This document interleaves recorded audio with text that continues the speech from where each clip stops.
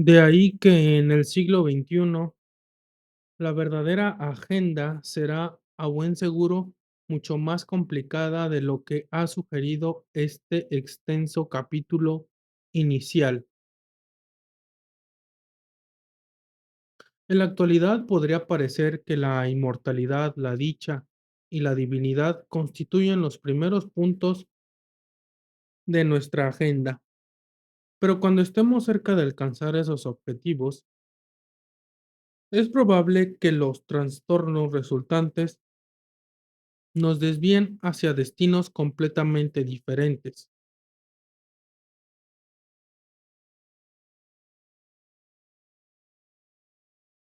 Para comprender todo esto debemos retroceder e investigar quién es realmente Homo sapiens, cómo el humanismo se convirtió en la religión dominante en el mundo y por qué es probable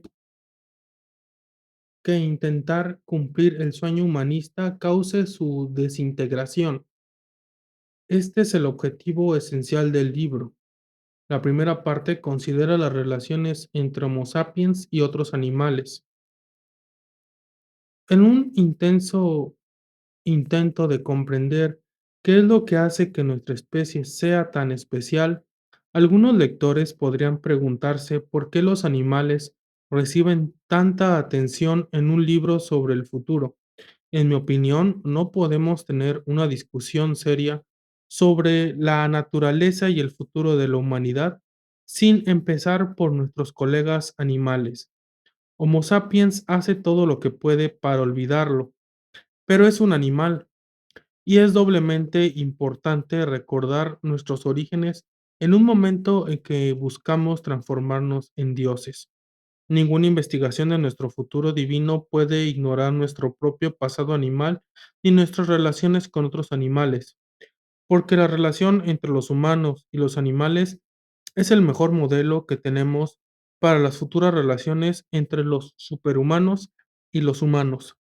¿Quiere saber el lector cómo los cyborgs superinteligentes podrían tratar a los humanos de carne y hueso corrientes? Será mejor que empiece investigando cómo los humanos tratan a sus primos animales menos inteligentes. No es una analogía perfecta, desde luego, pero es el mejor arquetipo que podemos observar en la realidad en lugar de simplemente imaginarlo. Basada en las conclusiones de esta primera parte, la segunda parte del libro examina el extraño mundo de Homo sapiens que Homo sapiens ha creado en los últimos milenios y el camino que nos ha traído a la presente encrucijada. ¿Cómo llegó Homo sapiens a creer en el credo humanista, según el cual el universo gira alrededor de la humanidad y los humanos son el origen de todo sentido y toda autoridad? ¿Cuáles son las implicaciones económicas, sociales y políticas de este credo? ¿Cómo modela nuestra vida cotidiana, nuestro arte y nuestros deseos más secretos? La tercera y última parte del libro retorna al principio del siglo XXI, sobre la base de una comprensión mucho más profunda de la humanidad y de la creencia humanista. Describe nuestro dilema actual y nuestros posibles futuros. ¿Por qué los intentos de consumar el humanismo podrían suponer su rutina? ¿Cómo la búsqueda de la inmortalidad, la dicha y la divinidad pueden sacudir los cimientos de nuestra creencia en la humanidad? ¿Qué señales auguran este cataclismo y cómo se refleja este en las decisiones cotidianas que cada uno de nosotros toma? Y si el humanismo se halla realmente en peligro, ¿qué podrá ocupar su lugar? Esta parte del libro no consiste en un mero filosofar o una ociosa adivinación del futuro. Por el contrario, escudriña nuestros teléfonos inteligentes, la forma en que nos relacionamos y el mercado laboral para encontrar pistas de lo que se avecina. Para los que creen fervientemente en el humanismo, Todo esto puede parecer muy pesimista y deprimente, pero es mejor no avanzar conclusiones. La historia ha contemplado el auge y caída de muchas religiones, imperios y culturas. Tales trastornos no son necesariamente malos. El humanismo ha dominado el mundo durante 300 años, que no es un periodo muy extenso. Los faraones gobernaron Egipto durante 3000 años y los papas han dominado Europa durante un milenio. Si le hubiéramos dicho a un egipcio de la época de Ramsés II que un día los faraones desaparecerían, probablemente se habría quedado de piedra. ¿Cómo vamos a vivir sin un faraón? ¿Quién garantizará el orden, la paz y la justicia? Si hubiéramos dicho a personas de la Edad Media que al cabo de unos pocos siglos Dios estaría muerto, se habrían horrorizado. ¿Cómo vamos a vivir sin Dios? ¿Quién dará sentido a la vida y nos protegerá del caos? En retrospectiva, muchos creen que la caída de los faraones y la muerte de Dios fueron acontecimientos positivos. Quizá el hundimiento del humanismo también sea beneficioso. Por lo general, la gente teme al cambio porque teme lo desconocido, pero la única y mayor constante de la historia es que todo cambia.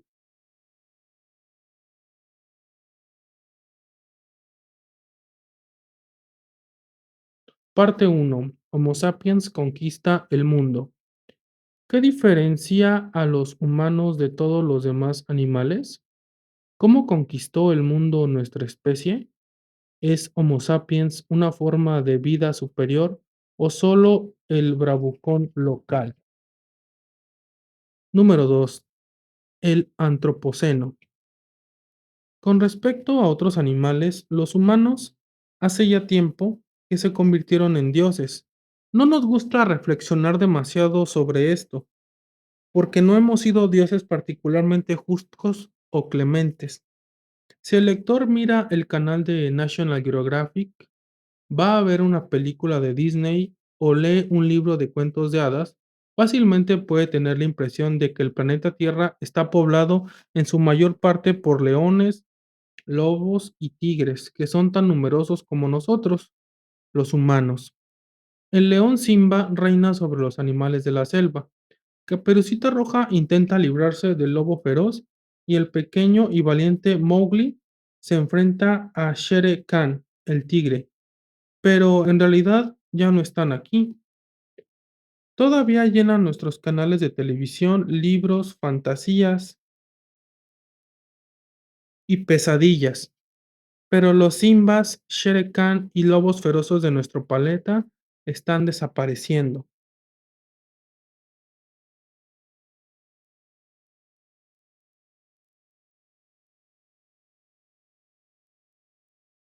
El mundo está poblado principalmente por humanos y sus animales domesticados. ¿Cuántos lobos viven hoy en Alemania, el país de los hermanos Grimm, de la Caperucita Roja y del lobo feroz? Menos de un centenar y casi todos ellos son lobos polacos que han cruzado la frontera en los últimos años. En cambio, Alemania es el hogar de 5 millones de perros domesticados. En total, unos 200.000 lobos salvajes todavía vagan por la tierra, pero hay más de 400 millones de perros domésticos. El mundo es hogar de 40.000 leones frente a 600 millones de gatos domésticos, de 900.000 búfalos africanos frente a 1.500 millones de vacas domesticadas, de 50 millones de pingüinos y de 20.000 millones de gallinas. Desde 1970, a pesar de una conciencia ecológica creciente, las poblaciones de animales salvajes se han reducido a la mitad y en 1970 no eran precisamente prósperas. En 1980 había 2.000 millones de aves silvestres en Europa. En 2009 solo quedaban 1.600 millones. En el mismo año, los europeos criaban 1.900 millones de gallinas y pollos para producción de carne y huevos. En la actualidad, más del 90% de los grandes animales del mundo, es decir, los que pesan más que unos pocos kilogramos, son o bien humanos o bien animales domesticados. Los científicos dividen la historia de nuestro planeta en eras tales como el Pleistoceno, el Plioceno y el Mioceno. Oficialmente vivimos en el Holoceno, pero sería más acertado denominar los últimos 70.000 años como Antropoceno, la era de la humanidad, porque durante estos milenios Homo sapiens se ha convertido en el agente de cambio más importante en la ecología global. Se trata de un fenómeno sin precedentes, desde la aparición de la vida hace unos 4.000 millones de años. Nunca una sola especie ha cambiado por sí sola la ecología global. Aunque no han faltado revoluciones ecológicas y episodios de extinciones masivas, estas no fueron causadas por la acción de un lagarto, un murciélago o un hongo concretos. Más bien fueron causados por los mecanismos de fuerzas naturales impotentes, imponentes como el cambio climático, el movimiento de placas tectónicas, las erupciones volcánicas y las colisiones de asteroides.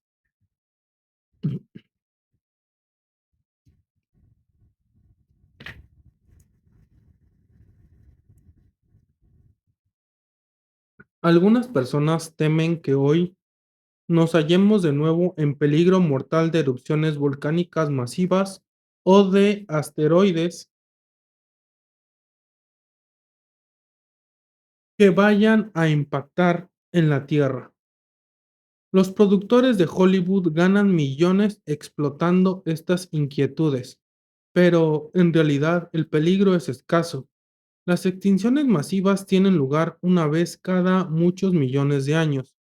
Sí, es probable que un asteroide grande choque contra nuestro planeta en algún momento de los próximos 100 millones de años, pero es muy poco probable que ello ocurra el próximo martes. En lugar de temer los asteroides, deberíamos temernos a nosotros mismos, porque Homo sapiens ha reescrito las reglas del juego. Esta especie única de simio ha conseguido en estos 70.000 años cambiar el ecosistema global de formas radicales y sin precedentes. Nuestro impacto ya corre parejo con el de las edades del hielo y los movimientos tectónicos. Dentro de un siglo, nuestro impacto podría superar el del asteroide que extinguió los dinosaurios hace 65 millones de años. Aquel asteroide cambió la trayectoria de la evolución terrestre, pero no sus reglas fundamentales, que han permanecido inalterables desde la aparición de los primeros organismos. Hace 4.000 millones de años, durante todos estos eones, ya fueras un virus o un dinosaurio, evolucionaba según los principios inmutables de la selección natural. Además, al margen de las formas extrañas y estrafalarias que adoptara, la vida permanecía confinada al ámbito orgánico. Ya se tratara de un cactus o de una ballena, los organismos estaban hechos de compuestos orgánicos. Ahora la humanidad está a las puertas de sustituir la selección natural con el diseño inteligente, o sea, diseño de organismos a manos de nuestra especie. No confundir con la teoría homónima que defienden los creacionistas y según la cual hay estructuras como el ojo demasiado complejas para ser el producto de la evolución y que por tanto tienen que haber sido diseñadas por un ser inteligente, o sea, Dios, y a extender la vida desde el ámbito orgánico al inorgánico. Incluso si dejamos de lado estas posibilidades futuras y tenemos en cuenta solo los últimos 70.000 años, es evidente que el antropoceno ha alterado el mundo de maneras nunca vistas hasta entonces. Es posible que los asteroides, la tectónica de placas y el cambio climático hayan influido en los organismos de todo el globo pero su influencia difirió de una región a otra. El planeta nunca constituyó un ecosistema único, sino que era un conjunto de muchos ecosistemas conectados de manera laxa. Cuando los movimientos tectónicos unieron Norteamérica con Sudamérica, esto llevó a la extinción de la mayoría de los marsupiales sudamericanos, pero no tuvo efectos perjudiciales sobre los canguros australianos. Cuando la última edad del hielo alcanzó su punto álgido, hace 20.000 años, las medusas del Golfo Pérsico y las de la Bahía de Tokio tuvieron que adaptarse al nuevo clima, pero dado que no había conexión entre ambas poblaciones, cada una de ellas reaccionó de una manera diferente y evolucionaron en direcciones distintas. En cambio, el Sapiens rompió las barreras que habían separado el globo en zonas ecológicas independientes. En el Antropoceno, el planeta se convirtió por primera vez en una sola unidad ecológica. Australia, Europa y América continuaron teniendo climas y topografías diferentes, pero los humanos provocaron que organismos de todo el mundo se mezclaran de una manera regular, con independencia de la distancia y la geografía. Lo que empezó como un goteo de barcos de madera se ha convertido en un torrente de aviones, petroleros y buques de carga gigantescos que cruzan todos los océanos y unen todas las islas y continentes. En consecuencia, la ecología de, pongamos por caso, Australia ya no puede comprenderse sin tener en cuenta a los mamíferos europeos o a los microorganismos americanos que inundan sus costas y desiertos. Las ovejas, el trigo, las ratas y los virus de la gripe que los humanos han llevado a Australia durante los últimos 300 años son hoy en día más importantes para su ecología que los canguros y koalas nativos. Pero el antropoceno no es un fenómeno nuevo. De los últimos siglos, hace decenas de miles de años, cuando nuestros antepasados de la Edad de Piedra se extendieron desde África Oriental al resto del planeta, ya cambiaron la flora y la fauna de todos y cada uno de los continentes e islas en los que se asentaron. Causaron la extinción de todas las demás especies humanas del mundo, del 90% de los grandes animales de Australia, del 75% de los grandes mamíferos de América y de alrededor del 50% de todos los grandes animales terrestres del planeta. Y todo esto antes de que plantaran el primer campo de trigo, modelaran la primera herramienta de metal, escribieran el primer texto o acuñaran la primera moneda. Los animales grandes fueron las víctimas principales porque eran relativamente poco numerosos y de reproducción lenta. Compárese, por ejemplo, los mamuts que se extinguieron con los conejos que sobrevivieron. Una manada de mamuts la formaban unas pocas docenas de individuos y se reproducían a un ritmo que quizás solo dos crías por año.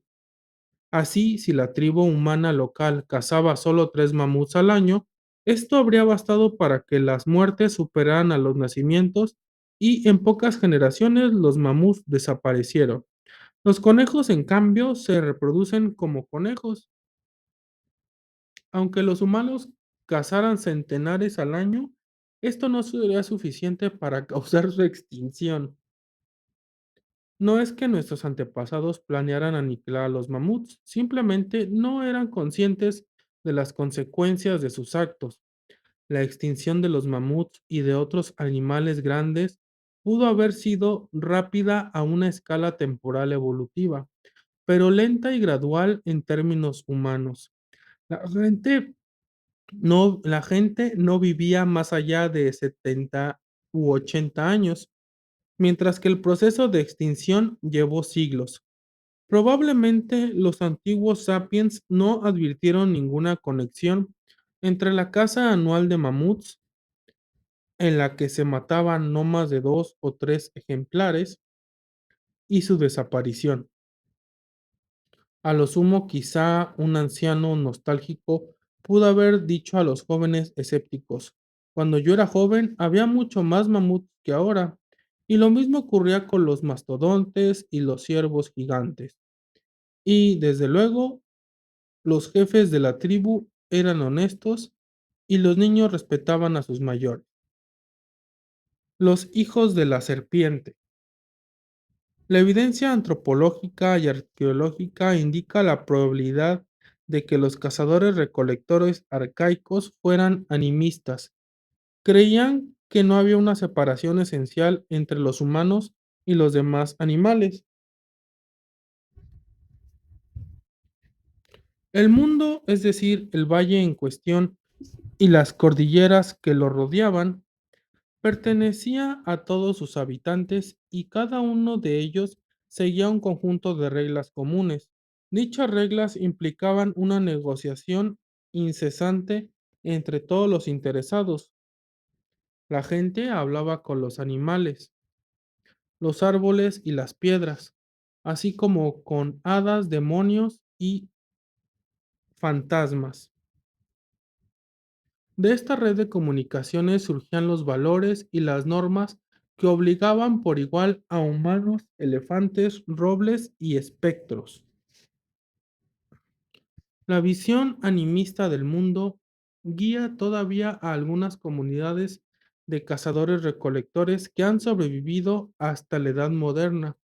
Una de ellas es el pueblo Nayaka, que vive en las selvas tropicales de la India meridional.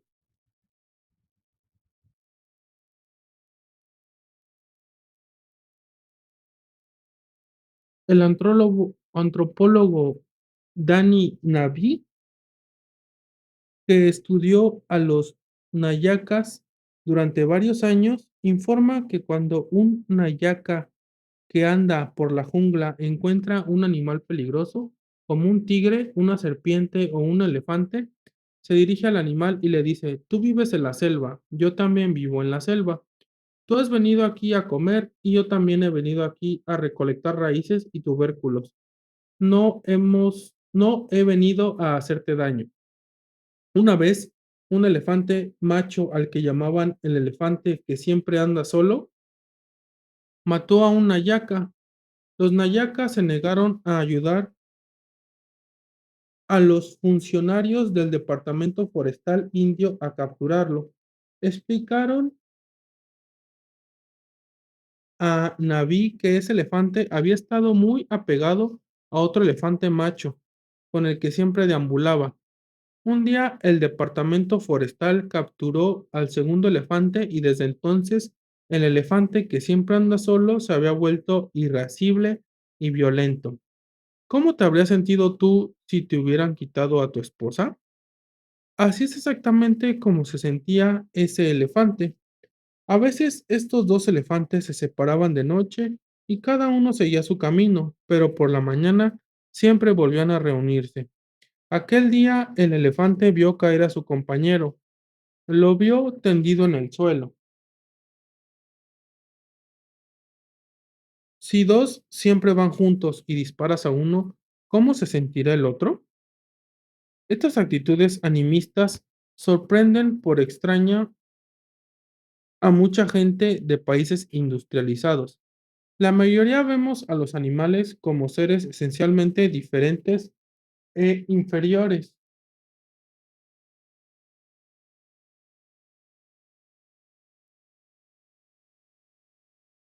Ello se debe a que incluso nuestras tradiciones más antiguas se crearon miles de años después del final de la era de los cazadores-recolectores.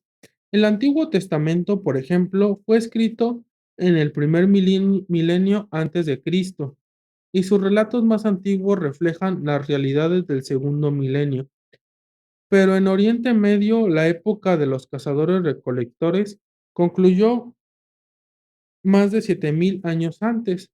Por ello no sorprende que la Biblia rechace las creencias animistas y que su único relato animista aparezca justo al principio, como una terrible advertencia.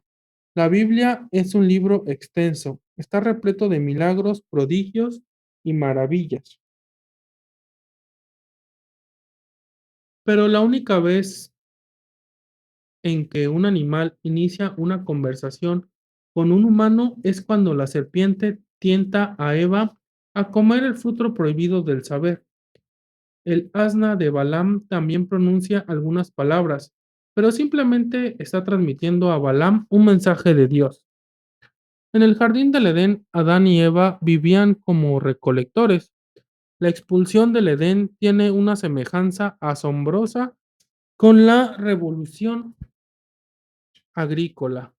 En lugar de permitir a Adán que siguiera recolectando frutos silvestres, un Dios colérico lo condena. Con el sudor de tu rostro comerás el pan. Quizá no sea una coincidencia, pues que los animales bíblicos hablaran con los humanos solo en la era preagrícola del Edén. ¿Qué lecciones extrae la Biblia de este episodio? Que no debemos, bueno, antes que nada aquí viene la pintura de Adán y Eva, cuando el diablo los tentó, y habla de la caída y expulsión del jardín de Edén de Miguel Ángel, Capilla Sixtina.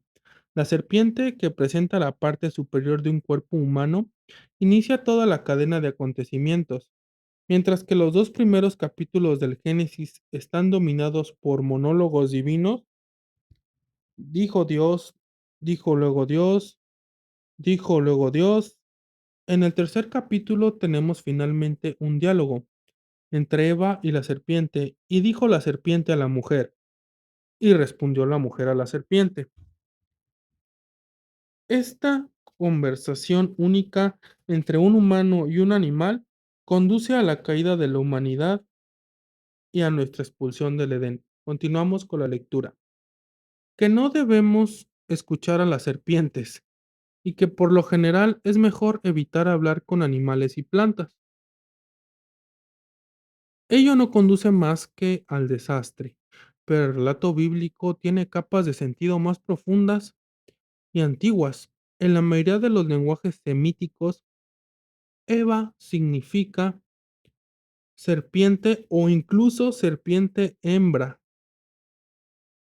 El nombre de nuestra madre bíblica ancestral esconde un arcaico mito animista, según el cual las serpientes no son nuestros enemigos, sino nuestros ancestros.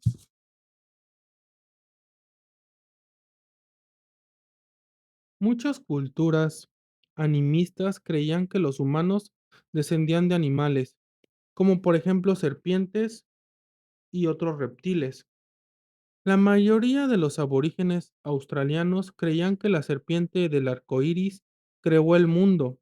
Los pueblos Aranda y Dieri sostenían que sus tribus en particular se originaron a partir de lagartos o serpientes primordiales que fueron transformados en humanos. De hecho, los occidentales modernos también creen que han evolucionado a partir de reptiles. El cerebro de todos y cada uno de nosotros está construido alrededor de un núcleo reptiliano, y la estructura de nuestro cerebro, de nuestro cuerpo, es esencialmente la de reptiles modificados. Los autores del libro del Génesis podrían haber conservado un vestigio de las creencias animistas arcaicas en el nombre de Eva, pero tuvieron gran cuidado de esconder todas las demás trazas. El Génesis dice que, en lugar de descender de serpientes, los humanos fueron creados por obra divina a partir de materia inanimada. La serpiente no es nuestro progenitor. Nos seduce para que nos rebelemos contra nuestro Padre Celestial. Mientras que los animistas consideraban a los humanos un animal más, la Biblia asegura que son una creación única, y cualquier intento de reconocer el animal que hay en nuestro interior niega el poder y la autoridad de Dios. De hecho, cuando los humanos modernos descubrieron que en realidad evolucionaron a partir de reptiles, Se rebelaron contra Dios y dejaron de escucharle, o incluso de creer en su existencia.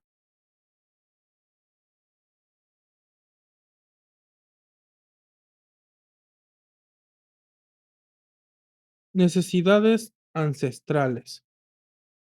La Biblia, junto con su creencia en la peculiaridad humana, fue uno de los subproductos de la revolución agrícola, que inició una nueva fase en las relaciones humano-animal. La aparición de la agricultura produjo nuevas oleadas de extinciones masivas, pero lo que es más importante, también dio lugar a una forma de vida nueva en la Tierra. Los animales domesticados inicialmente, este acontecimiento tuvo una importancia menor, puesto que los humanos consiguieron domesticar menos de 20 especies de mamíferos y aves, en comparación con los innumerables miles de especies que siguieron siendo salvajes. Sin embargo, con el paso de los siglos, esta nueva forma de vida se hizo predominante. En la actualidad, más del 90% de todos los animales grandes son domesticados. Lamentablemente, las especies domesticadas pagaron por su éxito colectivo con un sufrimiento individual nunca visto. Aunque el reino animal ha conocido muchos tipos de dolor y de desgracia durante millones de años, la revolución agrícola generó formas de sufrimiento completamente nuevas, que con el tiempo solo empeoraron. Para el ego en la materia, los animales domesticados parecen estar mucho mejor que sus primos y ancestros salvajes. Los jabalíes pasan el día en busca de comida, agua y cobijo, y sufren la amenaza constante de leones, parásitos e inundaciones. Los cerdos domesticados, en cambio, gozan de la comida, el agua, el cobijo que les proporcionan los humanos, que también tratan sus enfermedades y los protegen frente a los depredadores y los desastres naturales. Cierto, la mayoría de los cerdos, más tarde o más temprano, terminan en el matadero, pero ¿hace esto que su suerte sea peor que la de los jabalíes? ¿Acaso es preferible ser devorado por un león que sacrificado por un hombre? ¿Son los dientes de los cocodrilos menos mortíferos que los cuchillos de acero? Lo que hace que la suerte de los animales de granja sea particularmente dura no es solo cómo mueren,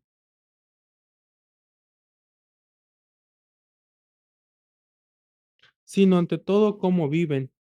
Dos tiempos antiguos hasta el presente: los deseos humanos y las necesidades de los animales. Así, los humanos crían cerdos para tener carne, pero si quieren un suministro continuo de carne, deben asegurar la supervivencia a largo plazo y la reproducción de los cerdos. Teóricamente, esto tendría que haber protegido a los animales de formas extremas de crueldad. Si un granjero no los cuida adecuadamente, sus cerdos pronto morían sin descendientes y el granjero sucumbía al hambre.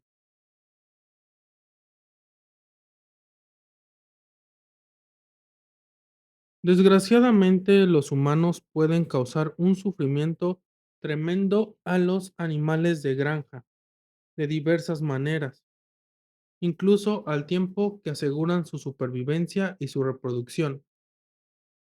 La raíz del problema es que los animales domesticados han heredado de sus antepasados salvajes muchas necesidades físicas,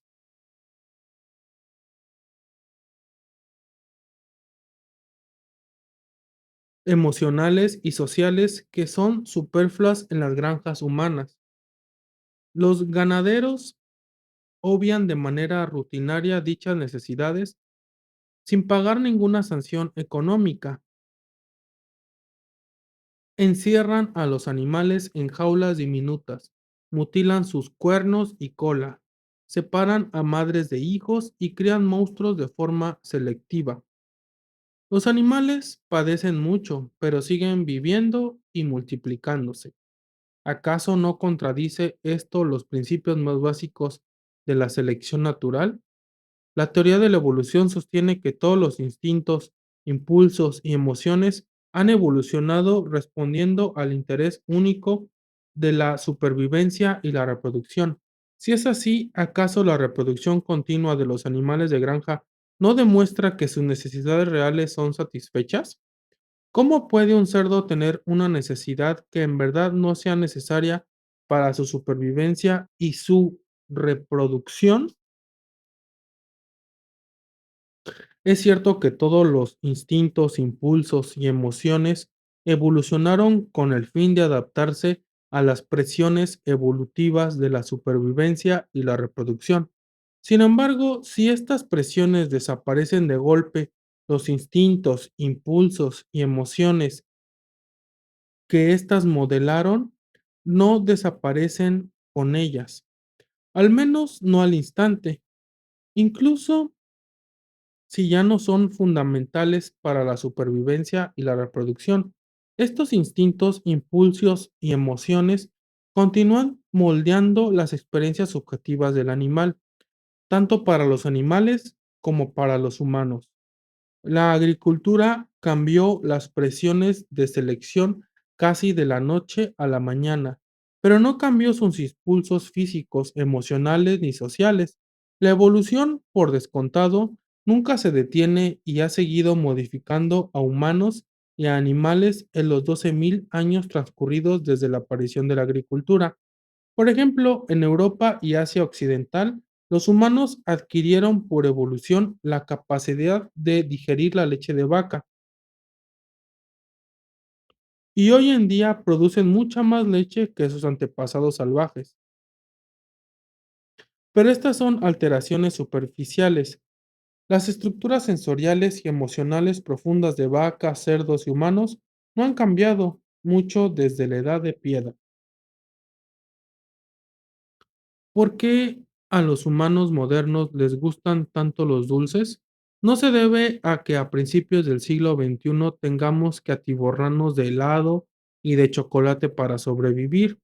Más bien se debe a que cuando nuestros antepasados de la edad de piedra encontraban fruta dulce o miel, lo más sensato era comer mucha tan deprisa como fuera posible. ¿Por qué los jóvenes conducen de forma temeraria, participan en peleas violentas y piratean sitios confidenciales de Internet? Porque siguen antiguos mandatos genéticos que hoy podrían ser inútiles o incluso contraproducentes, pero que hace 70.000 años tenían perfecto sentido evolutivo. Un joven cazador que arriesgara su vida para cazar un mamut eclipsaba a todos sus competidores y obtenía la mano de la belleza local. Y ahora estamos atrapados por sus genes de macho. La misma lógica evolutiva modela la vida de cerdos, cerdas y cochinillos en las granjas controladas por los humanos. Para sobrevivir y reproducirse en la naturaleza, los antiguos jabalíes necesitaban recorrer extensos territorios, familiarizarse con su ambiente y cuidarse de trampas y depredadores. Además, necesitaban comunicarse con otros jabalíes y formar grupos complejos dominados por matriarcas viejas y experimentadas. En consecuencia, las presiones evolutivas hicieron de los cerdos salvajes y aún más de las cerdas salvajes animales sociales muy inteligentes, caracterizados por una viva curiosidad y por fuertes necesidades de socializar, jugar, desplazarse y explorar el entorno. Una cerda que naciera con alguna mutación rara que le hiciera indiferente frente a su ambiente y a otros cerdos, difícilmente podía sobrevivir o reproducirse. Los descendientes de los jabalíes, los cerdos domesticados, heredaron su inteligencia, su curiosidad y sus habilidades sociales. Al igual que los jabalíes, los cerdos domesticados se comunican empleando una rica variedad de señales vocales y olfativas. Las madres reconocen los chillidos particulares de sus lechones, mientras que los lechones de 2 días ya diferencian las llamadas de su madre de las otras cerdas. El profesor Stanley Curtis de la Universidad Estatal de Pensilvania adiestró a 2 cerdos de nombre Hamlet y Omelette a accionar con el hocico una palanca de control especial y descubrió que los cerdos enseguida empezaron a rivalizar con los primates en capacidad de aprendizaje y con los juegos de ordenador sencillos. Hoy en día, la mayoría de las puercas que viven en granjas industriales no tienen juegos de ordenador. Están encerradas por sus dueños humanos en minúsculos cajones de gestación que por lo general miden 2 metros por 60 centímetros. Están encerradas por sus dueños humanos en minúsculos cajones de gestación. Los cajones tienen el suelo de cemento y barras de metal y apenas permiten que las cerdas preñadas se den la vuelta, duerman acostadas y, por descontado, anden. Después de 3 meses y medio en tales condiciones, las cerdas son trasladadas a cajones algo mayores donde paren y amamantan a sus lechones. Mientras que en la naturaleza los lechones mamarían entre 10 y 20 semanas, en las granjas industriales se les desteta a la fuerza entre 2 y 4 semanas después de nacer. Se les separa de su madre y son enviados a engordar para su posterior sacrificio. De inmediato se fecunda a la madre de nuevo y se le envía al cajón de gestación para iniciar otro ciclo. La puerca típica pasará por entre 5 y 10 ciclos como este antes de ser sacrificada.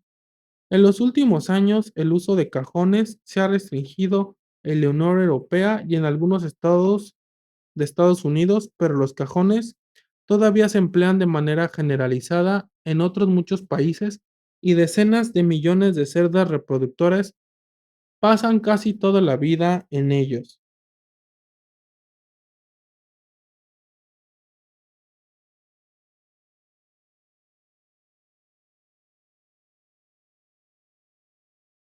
Los granjeros humanos cuidan de todo lo que la puerca necesita para sobrevivir y reproducirse. Les proporcionan comida, la vacunan contra enfermedades, la protegen contra los elementos y la inseminan artificialmente. Objetivamente, la marrana ya no necesita explorar su entorno, ni socializar con otros cerdos, ni establecer lazos con sus lechones. Ni siquiera necesita andar, pero subjetivamente aún siente un impulso imperioso por hacer todo eso. Y si dichos impulsos no se satisfacen, sufre mucho. Las puercas encerradas en cajones de gestación tienen típicamente síntomas de frustración aguda alternada con desesperación extrema. Esta es la lección básica de la psicología evolutiva, una necesidad modelada hace miles de generaciones, continúa sintiéndose subjetivamente, aunque en la actualidad ya no sea necesaria para la supervivencia y la reproducción. Trágicamente, la revolución agrícola confirió a los humanos el poder de asegurar la supervivencia y la reproducción de los animales domesticados y obviar a un tiempo sus necesidades subjetivas. Los organismos son algoritmos. ¿Cómo podemos estar seguros de que animales, tales como los cerdos, tienen realmente un mundo subjetivo de necesidades, sensaciones y emociones? ¿No somos acaso culpables de humanizar a los animales, es decir, de adscribir cualidades humanas a entidades no humanas, como los niños que creen que las muñecas sienten amor y enfado? En realidad, atribuir emociones a los cerdos no los humaniza, los mamiferiza, porque las emociones no son únicamente una cualidad humana, son comunes a todos los mamíferos, así como a todas las aves y probablemente a algunos reptiles e incluso peces. Todos los animales han desarrollado por evolución capacidades y necesidades emocionales, y del hecho de que los cerdos sean mamíferos podemos deducir sin riesgo a equivocarnos que tienen emociones. En las últimas décadas, los científicos de la vida han demostrado que las emociones no son un fenómeno espiritual misterioso que solo sirve para escribir poesía y componer sinfonías. En realidad, las emociones son algoritmos bioquímicos vitales para la supervivencia y la reproducción de todos los mamíferos. ¿Qué significa esto? Bueno, empecemos por explicar qué es un algoritmo. Esto es de gran importancia, no únicamente porque este concepto clave reaparecerá en muchos de los capítulos que siguen, sino porque el siglo XXI estará dominado por algoritmos.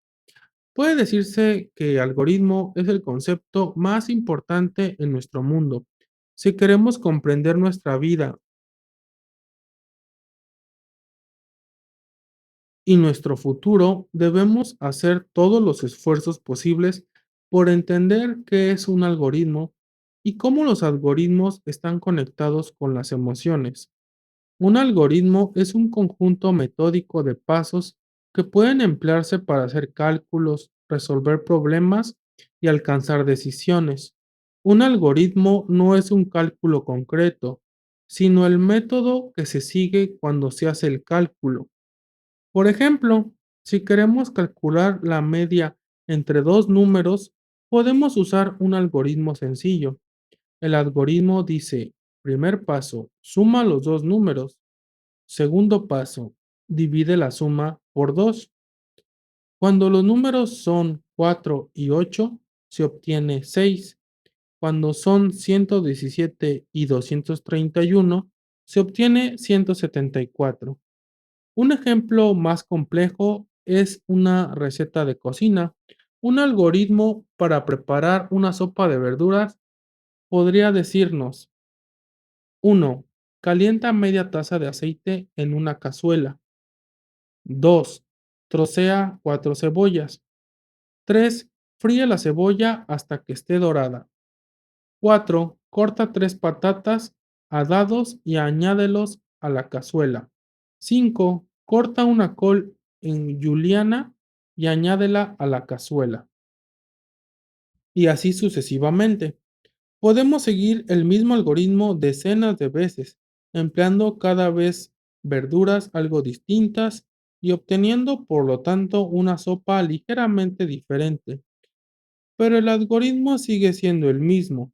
Por sí misma, una receta no puede hacer sopa. Se necesita una persona que lea la receta y que siga la serie de pasos que se prescriben. Pero sí es posible fabricar una máquina que incorpore este algoritmo y lo siga de forma automática. Entonces, solo se necesita proporcionar agua, electricidad y verduras a la máquina, y ésta hará la sopa por su cuenta. No hay por ahí muchas máquinas de hacer sopa, pero probablemente el lector esté familiarizado con máquinas que expenden bebidas. Dichas máquinas suelen tener una ranura para las monedas, una abertura para los vasos e hileras de botones. La primera tiene botones para café, té y cacao. En la segunda aparecen los rótulos, sin azúcar, una cucharadita de azúcar, dos cucharaditas de azúcar. En la tercera fila los rótulos rezan: leche, leche de soja, sin leche. Un hombre se acerca a la máquina, inserta una moneda en la ranura y presiona los botones que rezan: té, una cucharadita de azúcar y leche. La máquina se pone en marcha y sigue un conjunto de pasos precisos. Hace caer una bolsita de té en un vaso, vierte agua hirviendo, añade una cucharadita de azúcar y leche y ¡voilá! Aparece un bonito vaso de té. Esto es un algoritmo.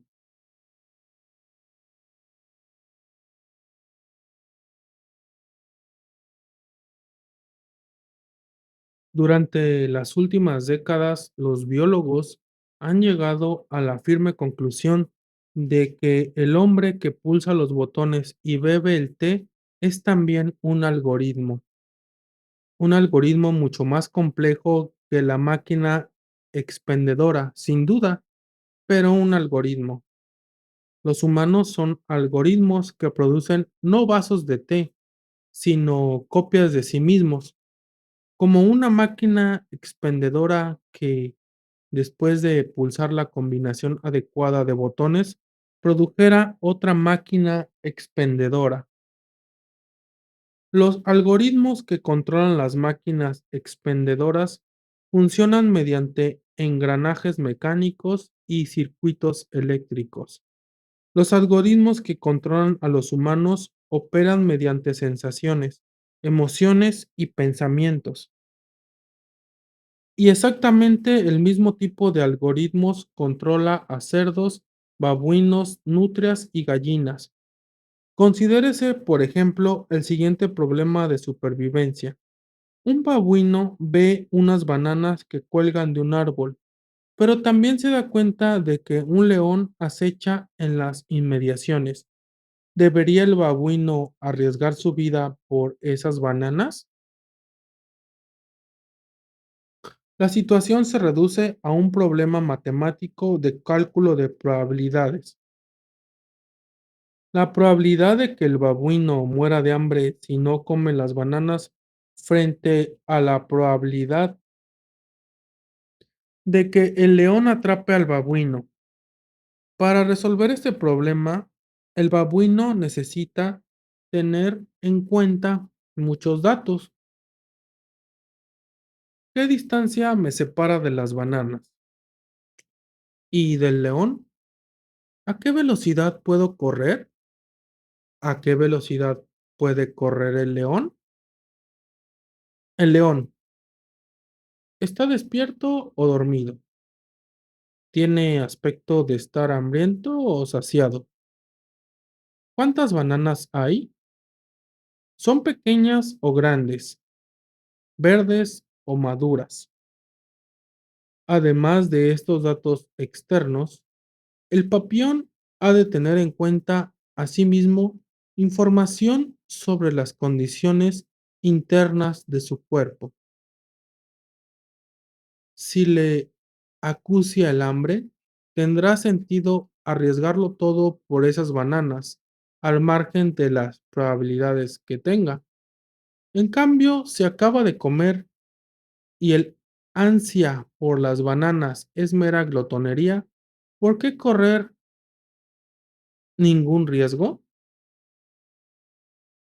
Para sopesar y aquilatar todas estas variables y probabilidades, el babuino necesita algoritmos mucho más complicados que los que controlan las máquinas expendedoras automáticas. En correspondencia, el premio por hacer los cálculos correctos es mayor. El premio es la supervivencia misma del babuino.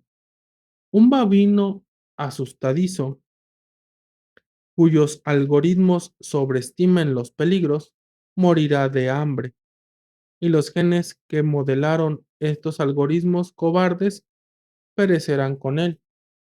Un babuino imprudente, cuyos algoritmos subestimen los peligros, caerá presa del león y sin genes audaces tampoco conseguirán llegar a la siguiente generación. Dichos algoritmos pasan constantemente controles de calidad por parte de la selección natural. Solo los animales que calculan correctamente las probabilidades dejan descendientes. Pero todo esto es muy abstracto.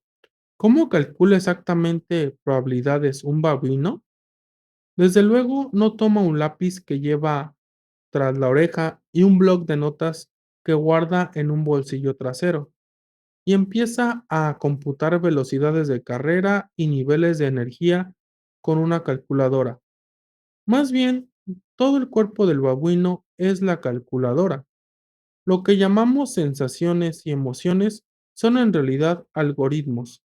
El babuino siente hambre, siente miedo y tiembla al ver al león, y nota que se le hace la boca agua al ver las bananas. En una fracción de segundo experimenta una tormenta de sensaciones, emociones y deseos que no es otra cosa que el proceso de cálculo. El resultado aparecerá como una sensación. De repente, el babuino sentirá que su espíritu se eleva, que sus pelos se erizan, sus músculos se tensan, su pecho se hincha. Inhalará una gran bocanada y adelante, puedo hacerlo, a por las bananas. Alternativamente, podría estar abrumado por el terror. Sus hombros descenderían, su estómago daría un vuelco, sus patas no lo sostendrán y, mamá, un león, socorro. A veces las probabilidades son tan parejas que es difícil decidirse. También esto se manifestará como una sensación. El papión se sentirá confundido e indeciso. Sí, no, sí, no, maldición, no sé qué hacer. Para transmitir genes a la siguiente generación, no basta con solucionar problemas de supervivencia. Los animales tienen que resolver asimismo problemas de reproducción y también en esto todo depende de calcular probabilidades. La selección natural ha hecho evolucionar pasión y repugnancia como algoritmos rápidos para evaluar las probabilidades de reproducción. La belleza significa buenas probabilidades de tener descendientes que medren. Cuando una mujer ve a un hombre y piensa, wow, qué guapo es. Y cuando una pava real ve a un pavo real y piensa, Jesús, qué cola. Están haciendo algo parecido a la máquina expendedora. Cuando la luz reflejada por el cuerpo del macho incide en sus retinas, se ponen en marcha algoritmos muy potentes, perfeccionados por millones de años de evolución. En cuestión de pocos milisegundos, los algoritmos convierten señales minúsculas del aspecto externo del macho en probabilidades de reproducción y llegan a una conclusión. Con toda probabilidad, este es un macho muy sano y fértil, con genes excelentes. Si me apareo con él, mis hijos tendrán también la probabilidad de gozar de buena salud y de genes excelentes. Obviamente, esta conclusión no se manifiesta en palabras o números, sino en la ardiente comezón de la atracción sexual. Las pavas reales y la mayoría de las mujeres no hacen estos cálculos con lápiz y papel, simplemente lo sienten. Incluso los economistas que han obtenido el premio Nobel toman solo una ínfima parte de sus decisiones utilizando lápiz, papel y calculadora. El 99% de nuestras decisiones, entre ellas las elecciones más importantes de la vida, relacionadas con cónyuges, carreras y hábitats, las toman los refinadísimos algoritmos que llamamos sensaciones, emociones y deseos.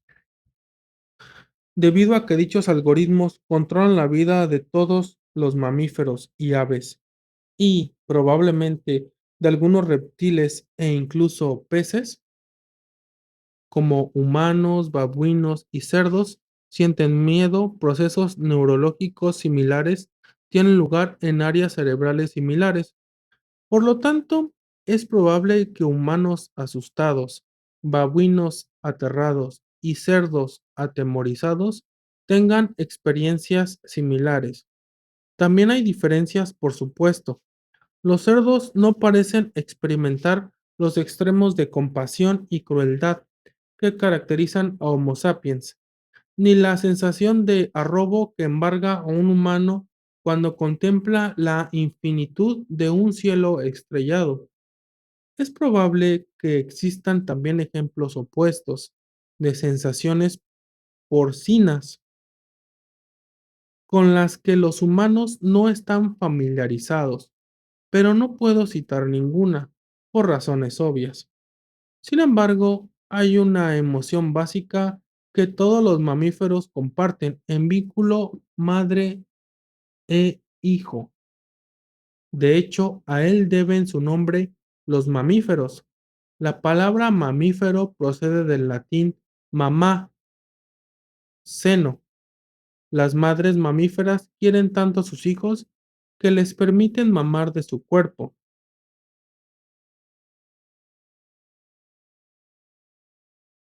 Los jóvenes mamíferos, por su parte, sienten un deseo abrumador de vincularse a su madre y permanecer cerca de ella. En la naturaleza, los jabatos, becerros y cachorros que no consiguen establecer ese vínculo con su madre rara vez sobreviven mucho tiempo. Hasta fechas recientes era algo que también ocurría con los niños, y a la inversa. Una cerda, vaca o perra que, debido a alguna mutación rara, no se ocupe de sus crías, bien podría tener una vida larga y apacible, pero sus genes no pasarán a la siguiente generación. Y otro tanto ocurre con las jirafas, murciélagos, ballenas y puercoespines. Podemos discutir sobre otras emociones, pero dado que las crías de los mamíferos no pueden sobrevivir sin el cuidado de la madre, es evidente que el amor materno y un fuerte vínculo madre-hijo caracterizan a todos los mamíferos.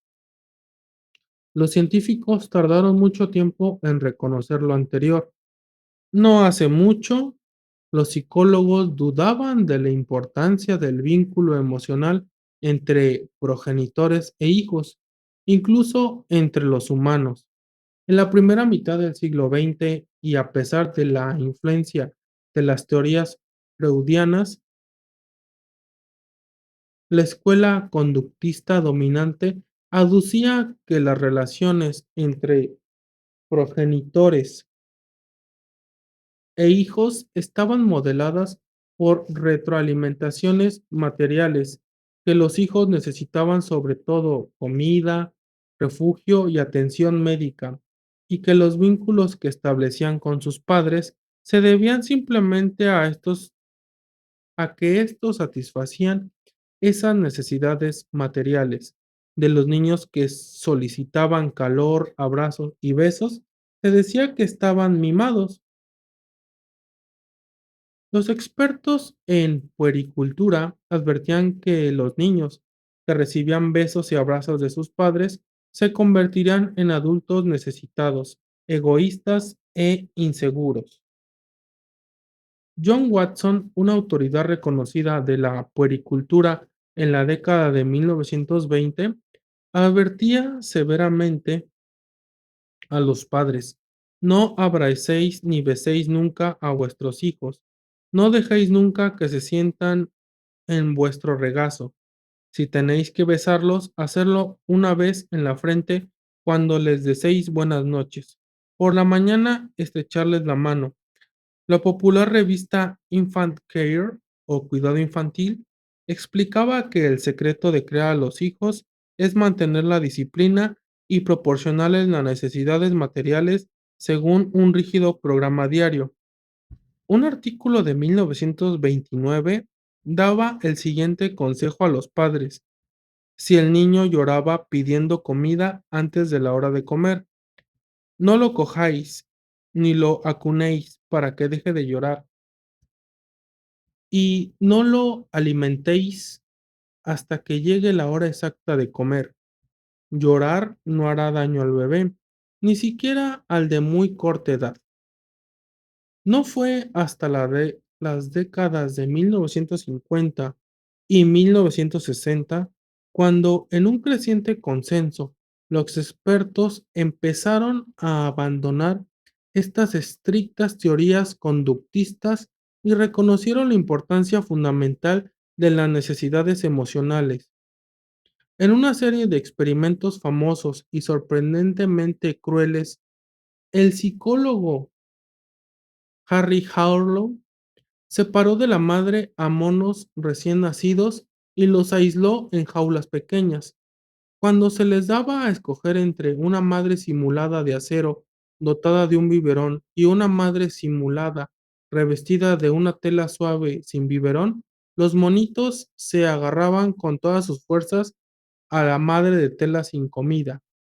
Estos monitos sabían algo en lo que John Watson y los expertos de Infant Care no habían advertido. Los mamíferos no pueden vivir solo de comida. También necesitan vínculos emocionales. Millones de años de evolución preprogramaron a los monos con un deseo abrumador de vínculo emocional.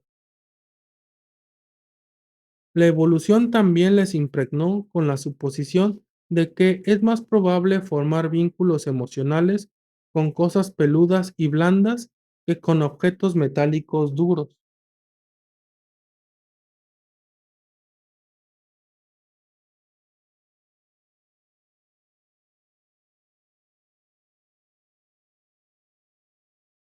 Esto es también la razón por la que es mucho más probable que los niños se sientan atraídos por muñecas, mantas y trapos malolientes que por cubiertos, piedras o piezas de construcción de madera.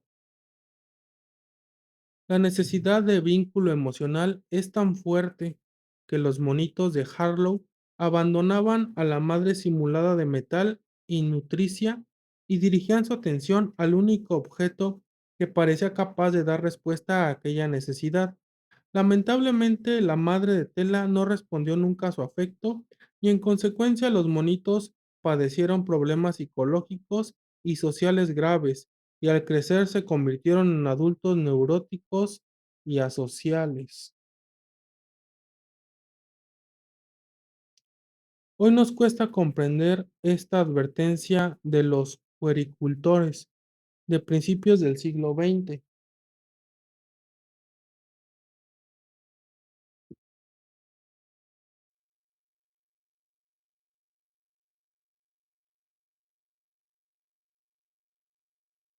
Hoy nos cuesta comprender esta advertencia de los puericultores a principios del siglo XX. ¿Cómo pudieron los expertos no apreciar que los niños tienen necesidades emocionales y que su salud mental y física depende de cubrir estas necesidades tanto como las de alimentos, refugio y medicinas? Pero cuando se trata de otros mamíferos, seguimos negando lo evidente. Al igual que en John Watson y los expertos de Infant Care, los ganaderos, a lo largo de la historia, se han ocupado de las necesidades materiales de cochinillos, terneros y cabritos, pero han tendido a obviar sus necesidades emocionales. Así, las industrias cárnicas y lácteas se basan en quebrar el vínculo emocional más fundamental del reino de los mamíferos. Los granjeros fecundan continuamente a sus cerdas reproductoras y a sus vacas lecheras, pero los cochinillos y los terneros son separados de la madre al poco de nacer y por lo general viven sin siquiera mamar de sus pezones y sin sentir el cálido contacto de su lengua y su cuerpo. Lo que Henry Hallow hizo a unos cuantos centenares de monos, lo hacen las industrias cárnicas y láctea todos los años a miles de millones de animales. El pacto agrícola. ¿Cómo justifican los agricultores su comportamiento mientras que los cazadores-recolectores apenas eran conscientes del daño que infligían al ecosistema. Los agricultores sabían bien lo que hacían. Sabían que explotaban a animales domesticados y que los sometían a los deseos y caprichos humanos. Justificaban sus actos en nombre de las nuevas religiones teístas que proliferaron y se propagaron después de la revolución agrícola. Estas sostenían que el universo está gobernado por un grupo de grandes dioses o quizá por un solo dios, con mayúscula. Normalmente no asociamos esta idea a la agricultura, pero al menos en sus inicios, las religiones teístas fueron una iniciativa agrícola. La teología, la mitología y la liturgia de religiones tales como el judaísmo, el hinduismo y el cristianismo giraban al principio alrededor de las relaciones entre humanos, plantas domésticas y animales de granja. El judaísmo bíblico, por ejemplo, satisfacía a campesinos y a pastores. La mayoría de sus mandamientos trataban de la vida agrícola y aldeana, y sus festividades más importantes eran las celebraciones de las cosechas. En la actualidad, la gente imagina que el antiguo templo de Jerusalén era una especie de gran sinagoga en la que los sacerdotes vestidos con túnicas de un blanco niveo daban la bienvenida a peregrinos devotos. Coros melodiosos cantaban salmos y el incienso perfumaba el aire. En realidad su aspecto se aproximaba mucho más a una mezcla de matadero y barbacoa que al de las sinagogas actuales. Los peregrinos no llegaban con las manos vacías. Llevaban consigo un séquito interminable de ovejas, cabras, gallinas y otros animales que eran sacrificados en el altar de Dios y después cocinados y comidos. Los coros que cantaban salmos apenas se podían oír debido a los mugidos y los bálidos de terneros y cabritos. Los sacerdotes, con las túnicas manchadas de sangre, cortaban el gaznate de las víctimas, recogían en jarras la sangre que manaba a borbotones y la vertían sobre el altar. El perfume del incienso se mezclaba con los olores de la sangre coagulada y la carne asada, mientras enjambres de moscas negras zumbaban por todas partes. Véase, por ejemplo, número 28, Deuteronomio 12 y 1 Samuel 2. Una familia judía moderna celebrando una festividad con una barbacoa en el jardín de casa se parece mucho más al espíritu de los tiempos bíblicos que la familia ortodoxa que pasa el tiempo estudiando las escrituras en una sinagoga. Las religiones teístas, como el judaísmo bíblico, justificaban la economía agrícola mediante nuevos mitos cosmológicos. Previamente, las religiones animistas representaban el universo como una gran ópera china, con un elenco ilimitado de actores extravagantes, elefantes y robles, cocodrilos y ríos, montañas y ranas, fantasmas y hadas, ángeles y demonios. Cada uno tenía un papel en la ópera cósmica. Las religiones teístas reescribieron el guión, transformaron el universo en un deprimente drama de Ibsen, con solo dos personajes principales, el hombre y Dios. Los ángeles y los demonios consiguieron sobrevivir a la transición, transformándose en los mensajeros y sirvientes de los grandes dioses.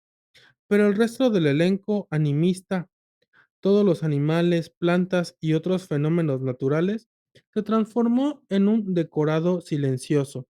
Cierto es que algunos animales eran considerados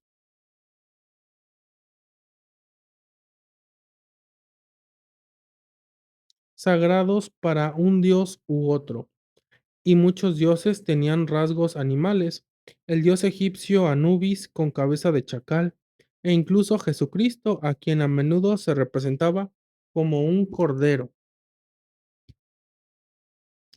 Pero los antiguos egipcios podían apreciar la diferencia entre Anubis y un chacal corriente que se introdujera en la aldea para cazar gallinas, de la misma forma que ningún carnicero cristiano confundía nunca con Jesús al cordero que tenía bajo un cuchillo. Normalmente creemos que las religiones teístas sacralizaban a los grandes dioses. Solemos olvidar que también sacralizaban a humanos. Hasta entonces, Homo sapien había sido solo un actor en un elenco de miles de personajes. En el nuevo drama teísta, el sapien se convirtió en el héroe central alrededor del cual giraba todo el universo. Mientras tanto, a los dioses se les asignaban dos funciones relacionadas. En primer lugar, explicaban qué es lo que tienen de tan especial los sapiens y por qué los humanos tienen que dominar y explotar a todos los demás organismos. El cristianismo, por ejemplo, sostenía que los humanos dominan al resto de la creación porque el Creador les confirió la autoridad para hacerlo. Además, según el cristianismo, Dios concedió un alma eterna solo a los humanos, puesto que el destino de esta alma eterna es el objetivo de todo el cosmos cristiano, y puesto que los animales no poseen alma, estos son meros extras. Así, los humanos se convirtieron en la cúspide de la creación, mientras que todos los demás organismos quedaron marginados. En segundo lugar, los dioses tenían que mediar entre los humanos y el ecosistema. En el cosmos animista, todos hablaban directamente con todos. Si uno necesitaba algo del caribú, las higueras, las nubes o las rocas se dirigían a ellos. En el cosmos teísta, todas las entidades no humanas fueron silenciadas. En consecuencia, uno ya no podía hablar con árboles ni animales. ¿Qué hacer, pues, cuando uno quería que los árboles dieran más fruto, las vacas dieran más leche, las nubes aportaran más lluvia y las langostas se mantuvieran alejadas de sus cultivos? Aquí es cuando los dioses entraban en escena.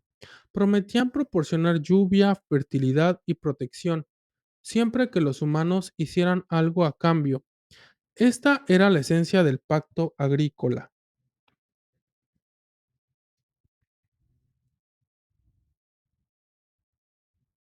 Los dioses amparaban y multiplicaban la producción agrícola y a cambio los humanos tenían que compartir el producto con los dioses. Este acuerdo abastecía a las dos partes a expensas del resto del ecosistema. Hoy en día los devotos de la diosa Gadimai celebraban su festival cada 5 años en la aldea de Bariyapur, en Nepal. En 2009 se batió un récord con el sacrificio de 250,000 animales para la diosa. Un taxista lugareño le aclaró a una periodista británica: si queremos algo y venimos aquí con una ofrenda a la diosa, dentro de 5 años todos nuestros sueños se habrán cumplido.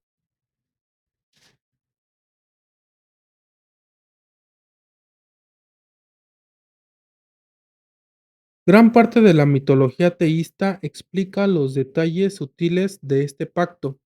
La epopeya mesopotámica de Gilgamesh narra que cuando los dioses enviaron un gran diluvio para destruir al mundo, casi todos los humanos y animales perecieron. Solo entonces se dieron cuenta los imprudentes dioses de que no quedaba nadie para hacerles ofrendas. Casi se volvieron locos de hambre y aflicción. Por suerte, una familia humana había sobrevivido gracias a la previsión del dios Enki, que dio instrucciones a su devoto Utnapishtim para que se refugiara en una gran arca de madera, junto con sus parientes y una colección de animales. Cuando el diluvio amainó y Noé mesopotámico abandonó el arca, lo primero que hizo fue sacrificar algunos animales en honor a los dioses. Después, cuenta la epopeya, todos los grandes dioses se reunieron rápidamente en aquel lugar. Los dioses olieron el sabor. Los dioses olieron el dulce sabor.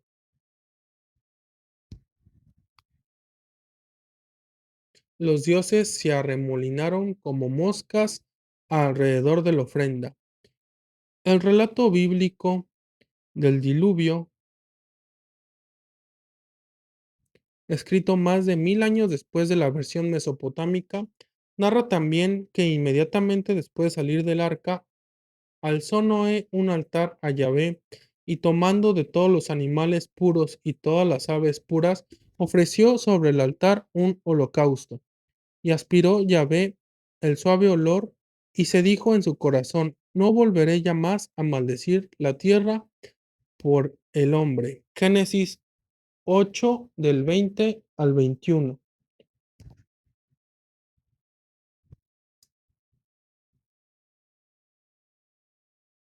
Este relato del diluvio se convirtió en un mito fundacional del mundo agrícola.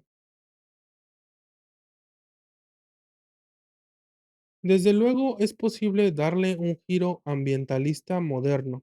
Así, el diluvio nos enseñaría que nuestros actos pueden acabar con todo el ecosistema y que los humanos tienen el precepto divino de proteger el resto de la creación, pero la interpretación tradicional consideraba el diluvio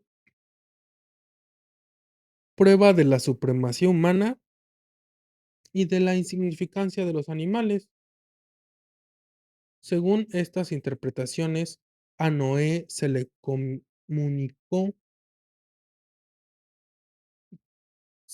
conminó a salvar todo el ecosistema para proteger los intereses comunes de dioses y humanos, y no tanto de los intereses de los animales. Los organismos no humanos no tienen valor intrínseco y solo existen para nuestro beneficio.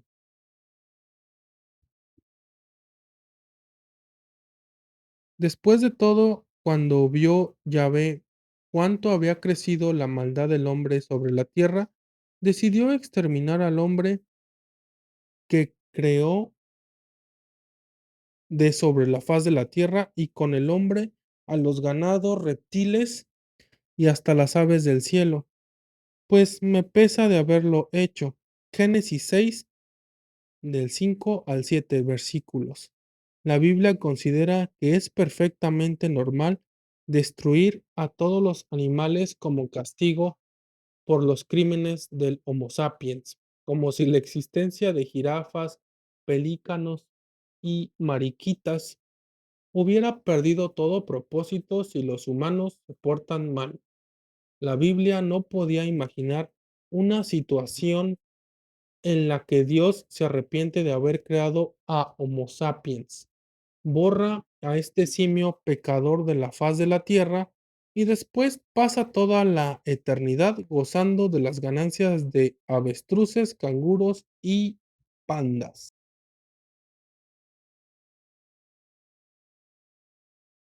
No obstante, las religiones teístas tienen algunas creencias respetuosas con los animales. Los dioses confirieron a los humanos autoridad sobre el reino animal, pero dicha autoridad conlleva algunas responsabilidades.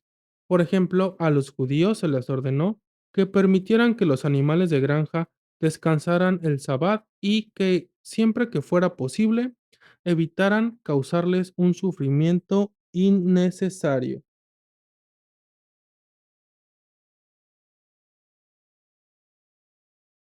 aunque cuando los intereses entraban en conflicto, los de los humanos siempre se imponían a los de los animales.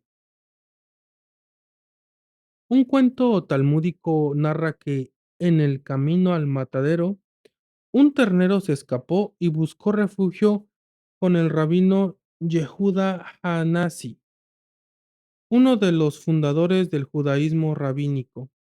El ternero metió la cabeza bajo el holgado ropaje del rabino y empezó a llorar.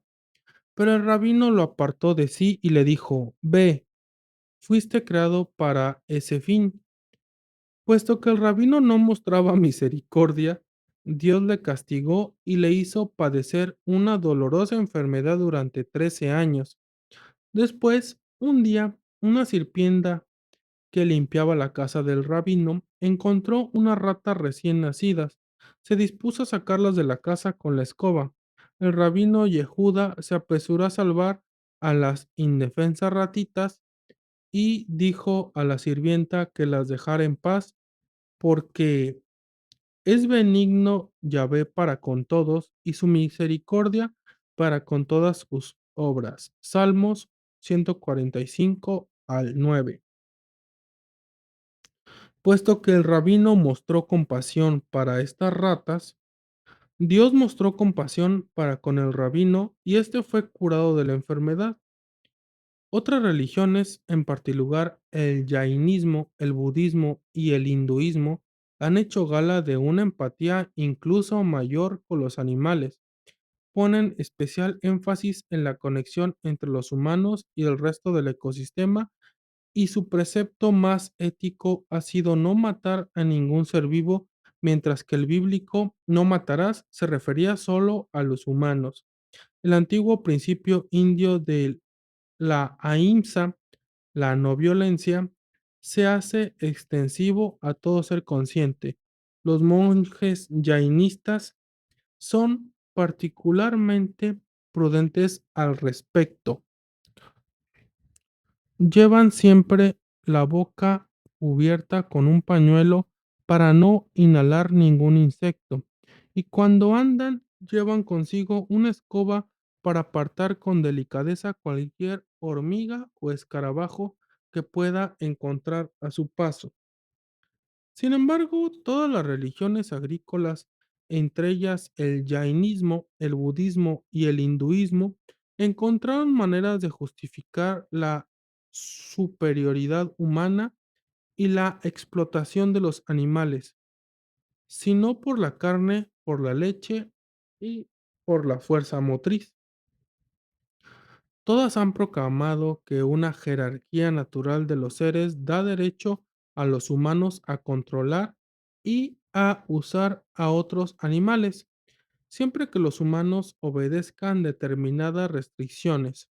El hinduismo, por ejemplo, ha sacralizado las vacas y prohíbe comer su carne, pero también ha ofrecido el argumento definitivo para justificar la existencia de la industria láctea al aducir que las vacas son animales generosos y que sin duda anhelan compartir su leche con la humanidad. De esta manera, los humanos se comprometieron en un pacto agrícola. Según este pacto, las fuerzas cósmicas dieron a los humanos dominio sobre otros animales, a condición de que observaran ciertas obligaciones para con los dioses, la naturaleza y los propios animales. Era fácil creer en la veracidad de este pacto cósmico, ya que quedaba reflejado en la rutina cotidiana de la vida agrícola. Los cazadores recolectores nunca se habían considerado seres superiores porque apenas eran conscientes de su impacto en el ecosistema. La banda típica estaba formada por varias docenas de individuos. Vivía rodeada por miles de animales salvajes y su supervivencia dependía de comprender y respetar los deseos de dichos animales. Los recolectores tenían que preguntarse constantemente con qué soñaban los ciervos y en qué pensaban los leones. De otro modo, no podían cazar a los ciervos ni huir de los leones. Los agricultores, en cambio, vivían en un mundo controlado y modelado por los sueños y pensamientos humanos. Los humanos seguían estando sometidos a fuerzas naturales formidables, como tempestades y terremotos, pero dependían menos de los deseos de otros animales. Un muchacho agricultor aprendía pronto a montar a caballo y a enjaezar un buey, a azotar a un asno terco y a pastorear a las ovejas. Era fácil y tentador pensar que estas actividades cotidianas reflejaban o bien el orden natural de las cosas o bien la voluntad del cielo. No es una coincidencia que los nayacas de la India meridional traten a elefantes, serpientes y árboles de la selva como seres iguales a los humanos, pero tengan una visión diferente de las plantas cultivadas y los animales domesticados. En la lengua nayaca, el ser vivo que posee una personalidad única se denomina manzán. Cuando el antropólogo Nayib Dani Naví lo sondeó, los nayacas le explicaron que todos los elefantes son manzán. Nosotros vivimos en la selva, ellos viven en la selva. Todos somos manzán y también son manzán los osos, los ciervos y los tigres. Todos son animales de la selva. ¿Y qué pasa con las vacas? Las vacas son diferentes. Tienes que guiarlas a todas partes. ¿Y las gallinas? No son nada, no son manzán. ¿Y los árboles del bosque? Sí, viven mucho tiempo. ¿Y los arbustos de té? Oh, los cultivo para poder vender las hojas y después comprar en la tienda lo que necesito. No, no son manzán. También debemos tener presente el trato que los mismos humanos recibieron en la mayoría de las sociedades agrícolas. En el Israel bíblico y en la China medieval era común azotar a los humanos, esclavizarlos, torturarlos y ejecutarlos. Se los consideraba una mera propiedad. A los gobernantes ni se les pasaba por la cabeza pedir a los campesinos su opinión y les preocupaban poco sus necesidades. Los padres solían vender a sus hijos como esclavos o los daban en matrimonio al mejor postor. En tales condiciones apenas sorprende que se obraran los sentimientos de vacas y gallinas. 500 años de soledad.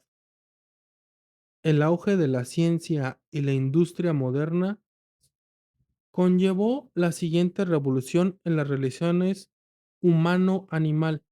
Durante la revolución agrícola, la humanidad silenció a animales y a plantas y convirtió la gran ópera animista en un diálogo entre el hombre y los dioses. Durante la revolución científica, la humanidad silenció también a los dioses.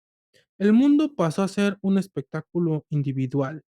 La humanidad estaba sola en un escenario vacío, hablando consigo misma, sin negociar con nadie y adquiriendo enormes poderes exentos de obligaciones. Habiendo descifrado las mudas leyes de la física, la química y la biología, la humanidad hace ahora con ellas lo que le place. Cuando un cazador arcaico se dirigía a la sabana, pedía la ayuda del toro salvaje y el toro pedía algo al cazador. Cuando un viejo granjero quería que sus vacas produjeran mucha leche, pedía ayuda a un gran dios celestial y el dios estipulaba sus condiciones. Cuando el equipo científico del Departamento de Investigación y Desarrollo de Nestlé quiere aumentar la producción de lácteos, estudia genética y los genes no le piden nada a cambio. Pero de la misma manera que cazadores y agricultores tenían sus mitos, también los tienen los encargados del Departamento de Investigación y Desarrollo. Su mito más famoso plagia desvergonzadamente la leyenda del árbol de la ciencia y del jardín del Edén, pero traslada la acción al jardín de Woolsford Manor en Lincolnshire. Según este mito, Isaac Newton se hallaba ahí sentado al pie un manzano cuando le cayó una manzana madura en la cabeza.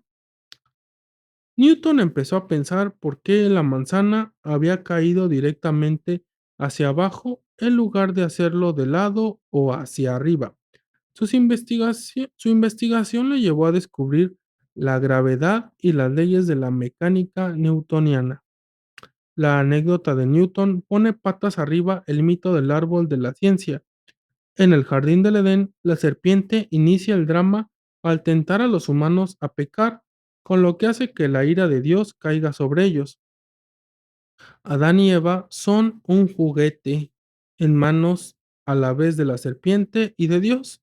En cambio, en el jardín de Woolsburg, el único agente es el hombre.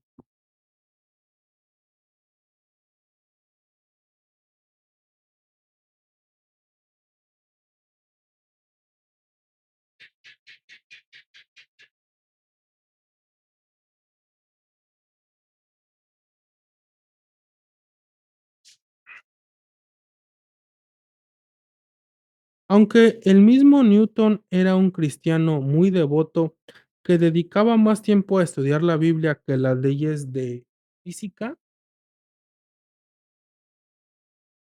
la revolución científica que él ayudó a poner en marcha deja a Dios a un lado.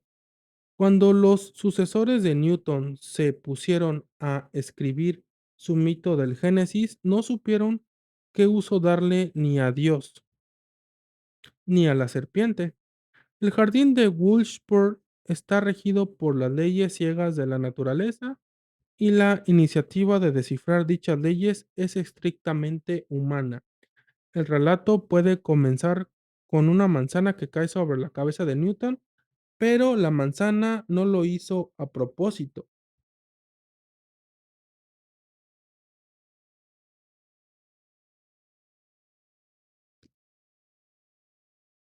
En el mito del jardín del Edén, los humanos son castigados por su curiosidad y por su deseo de obtener conocimiento. Dios los expulsa del paraíso. En el mito del jardín de Wolfsburg, nadie castiga a Newton, todo lo contrario. Gracias a su curiosidad, la humanidad consigue una mejor comprensión del universo, se hace más poderosa y da otro paso hacia el paraíso tecnológico. Un número incalculable de profesores en todo el mundo cuentan el mito de Newton para fomentar la curiosidad, lo que implica que si podemos obtener el saber suficiente, podremos crear el paraíso aquí en la tierra. En realidad, Dios está presente incluso en el mito de Newton. El propio Newton es Dios. Cuando la biotecnología, la nanotecnología y los demás frutos de la ciencia maduren, Homo sapiens alcanzará poderes divinos y habrá recorrido el círculo completo hasta el árbol de la ciencia bíblico. Los cazadores recolectores arcaicos no eran más que otra especie animal. Los agricultores se vieron como la cúspide de la creación.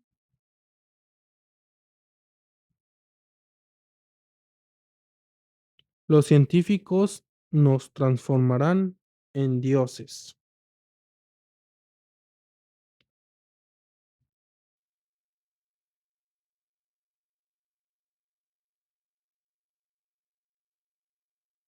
Mientras que la revolución agrícola dio origen a las religiones teístas, la revolución científica dio origen a las religiones humanistas, en las que los humanos sustituyeron a los dioses, mientras que los teístas adoran a Theos, Dios en griego, los humanistas adoran a los humanos. La idea fundacional de religiones humanistas como el liberalismo, el comunismo y el nazismo es que Homo sapiens posee alguna esencia única y sagrada que es el origen de todo sentido y autoridad en el universo. Cuando cuanto ocurre en el cosmos se juzga bueno o malo según su impacto en Homo sapiens. Mientras que el teísmo justificó la agricultura tradicional en el nombre de Dios, el humanismo ha justificado la moderna agricultura industrial en el nombre del hombre.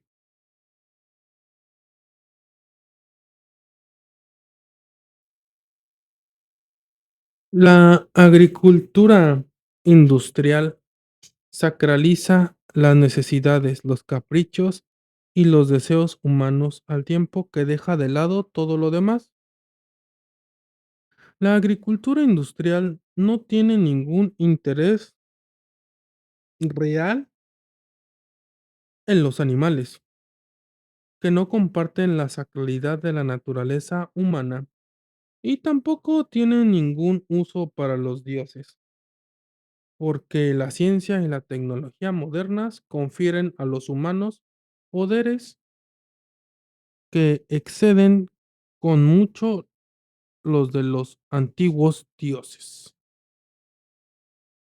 La ciencia permite que las empresas modernas sometan a vacas, cerdos y gallinas a condiciones más extremas de las que prevalecieron en las sociedades agrícolas tradicionales. En el antiguo Egipto, el Imperio Romano y la China medieval, los humanos tenían solo unas nociones muy rudimentarias de la bioquímica, genética, zoología y epidemiología. En consecuencia, su capacidad de manipulación era limitada. En aquellos tiempos, cerdos, vacas y gallinas corrían libres entre las casas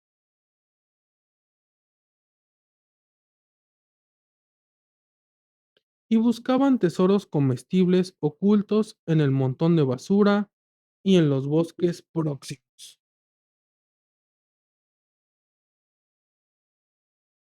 Si un campesino ambicioso hubiera intentado encerrar miles de animales dentro de un corral, probablemente se habría desatado una epidemia mortal que habría eliminado a todos los animales y también a otros tantos aldeanos. Ningún sacerdote, chamán o dios habría podido impedirlo. Pero una vez que la ciencia hubo descifrado los secretos de las epidemias, de los patógenos y de los antibióticos, se hicieron viales los corrales, los gallineros y las posilgas industriales.